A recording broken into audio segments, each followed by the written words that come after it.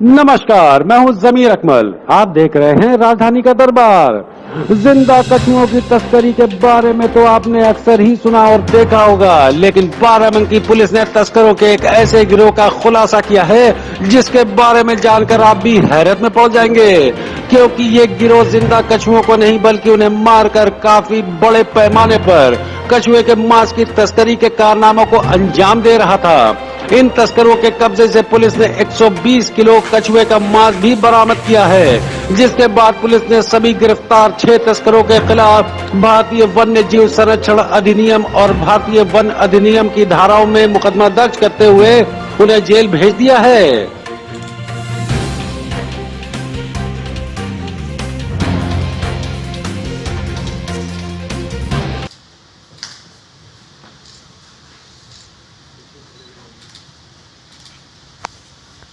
ये सारा इसमें इन्होंने ये रखा है। इसका ये इंडियन सॉफ्ट, ये जो आज मांस है वो इसका इंडियन सॉफ्ट टर्टल, मैंने इसका टर्टल नेम भी दे रखा है स्मोक में। ये अलग अलग प्रकार के रेडी रेकनर है, आप कैसे उसको पहचान सकते हैं, जो अलग अलग कछुए हैं उसको आप पहचान सकते हैं। तस्करों की आपने रिकवरी करी, क्या कुछ उसमें मिला है, कौन सी ब्रीड थी और ये गैंग जो था ये किस लेवल का काम करता था, क्या कुछ इसमें जानकारी मिली है? एक अभिसूचना के आधार पर हमारी टीम काम कर रही थी और हमें ये जानकारी थी कि कुछ कछुआ तस्कर हैं जो यहाँ से लाइव टर्टल स्मगल करते हैं। पूरे उत्तर भारत से कछुओं की तस्करी 3 कारणों से होती है। लाइव टर्टल की तस्करी मांस के लिए, इसके अलावा जो सॉफ्ट शेल टर्टल हैं उनकी कैलिपी सूप पीने के लिए, और पेट्स के रूप में हार्ड शेल टर्टल की तस्करी होती है। आज जब हम लोगों ने ये रिकवरी की इस आशा में कि ये लाइव टर्टल मिलेंगे, लेकिन एक बड़ा आश्चर्यजनक रिकवरी हुई जिसमें हमको टर्टल का मीट बरामद हुआ। करीब 1.25 क्विंटल मीट बरामद हुआ है। इसमें 5-6 लोग पकड़े गए हैं टेम्पो ड्राइवर सहित। ये एक संगठित गिरोह है जो कछुए के मांस या लाइव टर्टल्स को स्मगल करता है, बंगाल भी ले जाता है, और आज जो खेप जा रही थी वो उत्तरांचल जा रही थी। ये हमारे लिए भी बड़े आश्चर्य की बात थी कि अभी तक कभी भी टर्टल का मांस नहीं पकड़ा गया स्मगल करने के लिए भारत के अंदर। पूछताछ पर जानकारी हुई कि ये सॉफ्ट शेल टर्टल को पीसेस में काटते हैं, उसका मांस, उसको ड्राई आइस के साथ प्रिजर्व करते हैं, और उसके बाद जहाँ पर इस मांस को खाने की बहुतायत की जनसंख्या है वहाँ पर इसे स्मगल करते हैं।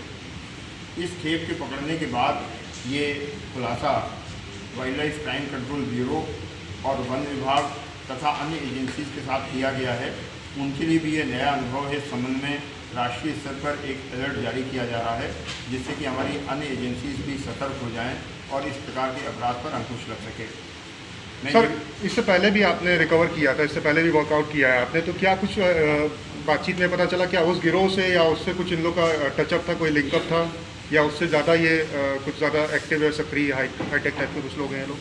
एसटीएफ में रहते हुए जो मेरी सबसे बड़ी रिकवरी थी वो जनवरी 2017 में अमेठी में थी, जहाँ पर 5 टन कछुआ मतलब लगभग 7,000 जीव बरामद किए गए थे। वो अभी तक की भारत की सबसे बड़ी रिकवरी है और वो अमेठी का गैंग था।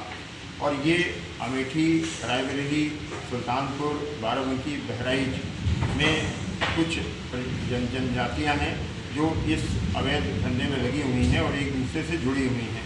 ये माइग्रेटेड लोग हैं जो पिछले 15-20 सालों से इन जगहों पर रह रहे हैं और इस अवैध धंधे में संलिप्त हैं। इनके तार न केवल वेस्ट बंगाल बल्कि अन्य राज्यों से भी जुड़े हुए हैं, जो अभी प्रारंभिक जानकारी मिली है। जो अन्य स्टेट से के बारे में जानकारी मिली है उनको संबंधित एजेंसीज को पास ऑन किया जा रहा है। राष्ट्रीय स्तर पर wild life crime control bureau coordinate करती है भारतीय स्तर पर, उन्हें भी इस क्राइम और इससे मिली पूछताछ आख्या के आधार पर जानकारी मिली है वो साझा की जा रही है, जिससे कि अन्य राज्यों में भी इस प्रकार के जो गैंग काम कर रहे हैं उन पर कार्रवाई की जा सके। क्या इंटरनेशनल मार्केट में भी इसकी मांग है? लगभग कितनी कीमत होगी?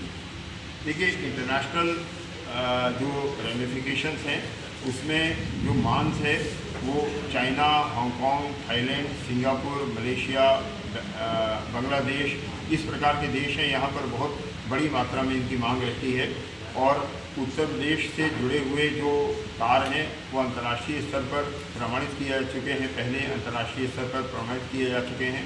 जो कैलिपी है विशेष रूप से उसके तार निश्चित रूप से विदेशों से जुड़े हुए हैं। ऐसे विदेश के जो अपराधी हैं उनको भी चिन्हित करके इंटरपोल को सूचित किया जा चुका है पूर्व में भी, और अब भी अगर कोई अंतर्राष्ट्रीय रेमिफिकेशन निकलता है तो ज़रूर उस संबंध में जानकारी दी जाएगी। यहाँ ये भी एक चिंतनीय बात है कि ये पूरा माल पीलीभीत उत्तराखंड नेपाल बॉर्डर के बहुत नज़दीक जा रहा था, इसलिए संभव है कि इसकी भी अंतर्राष्ट्रीय खपत होती। इस संबंध में भी अंतर्राष्ट्रीय स्तर पर सूचना देकर जानकारी हासिल की जाएगी। अमूमन सर, क्या ये- बंगाल जाता रहा है, लेकिन इस बार ये घर जा रहा था। उनका क्या मोडस ऑपरेंडी क्या है, क्या कैरियर्स हैं या कैसे मोड क्या है इनका इस मतलब? देखिए, ये खपत वहाँ होती है जहाँ जो बांग्लादेश के शरणार्थी हैं या बंगाल से जुड़े हुए लोग हैं जो इस मांस का सेवन करते हैं, वहाँ ही इसका मार्केट होता है। और पूछताछ में ये बताया है कि पीलीभीत और उत्तराखंड के बॉर्डर के इलाके ये दर्जनों इलाके हैं जहाँ हज़ारों की तादाद में ऐसे लोग निवास कर रहे हैं जो टर्टल का मीट खाते हैं। उस मार्केट को दृष्टिगत रखते हुए ये तैयारी की गई थी। अपने तरीके का ये पहली रिकवरी है जहाँ टर्टल का मीट बरामद किया गया है। क्या कोई हैंडलर सर कुछ पता चला है कुछ इनपुट में इंट्रोगेशन में आपके कि इनका हैंडलर कौन है, कौन इसको ले रहा था, कि यार ये सिर्फ कैरियर के तौर पे ये लोग जा नहीं, रहे हैं? कैरियर नहीं है। यहाँ जो आज प्रस्तुत किए हुए ये दो लोग हैं, रामानंद भगत बंगाली है ये वहाँ का मार्केट देखता है। और इसके संबंध में जब मैंने उत्तराखंड पुलिस से बातचीत की गई है तो वहाँ इसके विरुद्ध और अपराध भी लिखे गए हैं। कुछ केंद्रीय एजेंसीज के पास भी इसका इनपुट है जो वाइल्ड लाइफ के अलावा अन्य आपराधिक गतिविधियों में भी शामिल होने की जानकारी प्राप्त हुई है, जिसे अन्य विकसित किया जा रहा है। इसके अलावा जो गुड्डू इसमें यहाँ अरेस्ट हुआ है, जो मेन परपेट्रेटर है, जो एक और मालदाहों से इसका शिकार कराता है, उसकी कटिंग कराता है और फिर रामानंद जैसे 1 दर्जन से अधिक उसके संपर्क, उसके टेलीफोन और पूछताछ से मिले हैं, जिनके संबंध में अलग से प्रयास किया जा रहा है। तो इस प्रकार से ये एक बड़ा सिंडिकेट है और अन्य राज्यों में भी फैला हुआ हो सकता है, जिसके संबंध में संबंधित राज्यों को जानकारी दी जाती है। सर कीमत तो लगभग कितनी होगी मांस अगर अंतर्राष्ट्रीय मार्केट में देखा जाए? जो सुप्रीम कोर्ट की गाइडलाइन है उसके हिसाब से किसी भी कॉन्ट्राबेंड की कीमत नहीं बताई जाती है, जिससे कि अन्य लोग इसकी ओर आकर्षित न हो स्टेट की ओर, इसलिए मैं कीमत बताने में असमर्थ हूँ।